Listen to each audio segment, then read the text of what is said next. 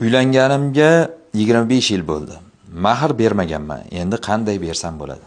Bismillahirrohmanirrohim. Alhamdulillah va salatu vassalamu ala rasulillah. Albatta mahr Alloh taoloning hukmi bilan erkaklarning zimmasiga ayollar uchun berilishligi vojib bo'lgan haq.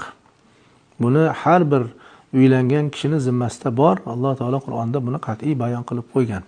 Lekin uni berish muddati, uni berish qiymati o'zaro kelishuv bilan imkoniyatdan kelib chiqib aytiladi.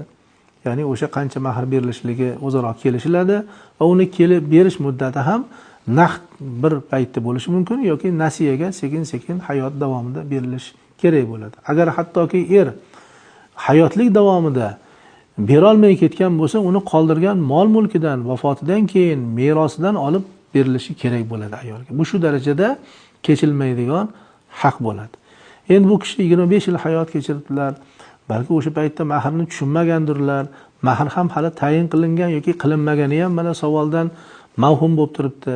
Agar o'sha paytda bir mahrni tayin qilgan bo'lsalar, falon qiymatdagi mablag' yoki falon buyumni, tilla buyumni beraman degan bo'lsalar, 25 yil ichida bermagan bo'lsalar, shuni bersinlar. Berishlari kerak, hayotlari davomida berishlari shart. Yo'q, bular o'sha paytda buni bilmagan, hech kim aytmagan. Kelin tomon ham buni so'ramagan, bular ham aytmagan. Ya'ni umuman mahr tayin qilinmagan bo'lsa, shariatimiz bunda aytadiki, bunaqa holatlarda agar nikoh o'qildi, xotin oilani boshladi, lekin nikoh tayin qilinmagan, oldindan belgilanmagan, aytilmagan. Mana bu holatda mahri misl deyiladi. Ya'ni o'sha bir o'xshash mahr. Nimaga o'xshash desak, o'sha ayolning eng yaqin kishilari, opa-singlisi bor yoki amma xolalari bor. Ana o'sha opa-singillari, amma xolalariga turmushga chiqqan vaqtda qancha mahr berilgan? Ana o'shancha mahrni, demak, bunga ham o'sha barobaricha mahr berilishi kerak bo'ladi. Bu juda ham muhim. Uni bilish kerak, o'rganish kerak. Qancha mahr olgansizlar, qancha mahr berilgan?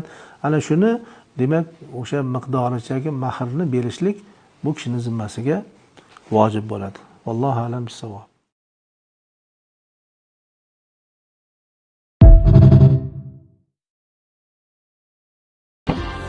Onasi?